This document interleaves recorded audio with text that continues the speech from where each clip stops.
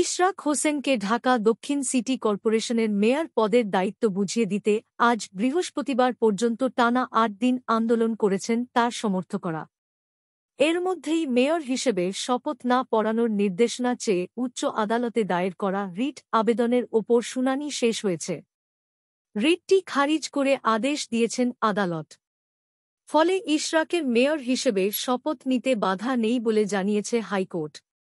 এদিকে মেয়র ঘোষণা নিয়ে রিট খারিজের খবর আসার পর ফেসবুকে দেওয়া এক পোস্টে ছাত্র উপদেষ্টারা পদত্যাগ না করা পর্যন্ত আন্দোলনকারীদের রাস্তায় থাকতে বলছেন ইশরাক।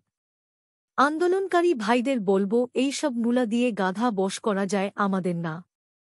দুই ছাত্র প্রতিনিধি উপদেষ্টাদের পদত্যাগের খবর না আসা পর্যন্ত চলেছে লড়াই চলবে। রাস্তা তো ছাড়বেন না, আরও বিস্তৃত করতে হবে। বৃহস্পতিবার বিচারপতি আকরাম হোসেন চৌধুরী ও বিচারপতি দেবাশিস রায় চৌধুরীর সমন্বয়ে গঠিত হাইকোর্ট বেঞ্চ ইশরাকের মেয়র ঘোষণা নিয়ে রিটটি সরাসরি খারিজ করেন।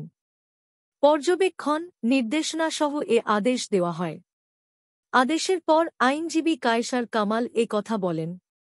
আদালতে শুনানিতে তিনি রিটের বিরোধিতা করেন। আইনজীবী কায়সার কামাল বলেন, আমরা মনে করি যে উপদেষ্টা আছেন, যিনি হয়তোবা কোনো রাজনৈতিক উদ্দেশ্য নিয়ে বিষয়টি ঘোরাচ্ছিলেন, তিনিও এখন অন্তত আজকে রিট খারিজের পর আইনের প্রতি শ্রদ্ধাশীল থেকে নির্দিষ্ট তারিখের মধ্যে শপথ গ্রহণের ব্যবস্থা করবেন। ইশরাককে মেয়র ঘোষণা করে নির্বাচনী ট্রাইব্যুনালের রায় ও ইসির গেজেটের কার্যক্রম স্থগিত চেয়ে মো. মামুনুর রশিদ নামের সুপ্রিম কোর্টের এক আইনজীবী ১৩ মে রিটটি করেন। আদালতে রিট আবেদনকারীর পক্ষে শুনানি করেন জ্যেষ্ঠ আইনজীবী মোহাম্মদ হোসেন। নির্বাচনী ট্রাইব্যুনালের রায় ও ফলাফল প্রকাশের গেজেট সমর্থন করে আইনসম্মত উল্লেখ করে জ্যেষ্ঠ আইনজীবী এ এম মাহবুব উদ্দিন খোকন ও আইনজীবী কায়সার কামাল শুনানিতে অংশ নেন।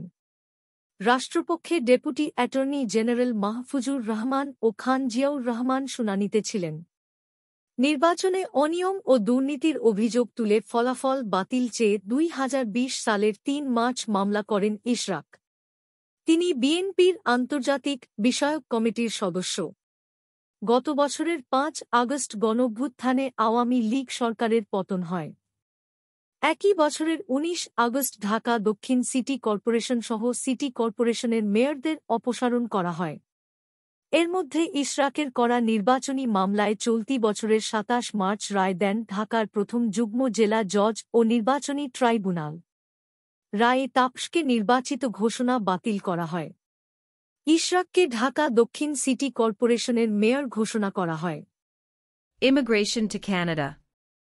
We provide the best quality service and solution for Canada immigration. Please visit our website and contact for details.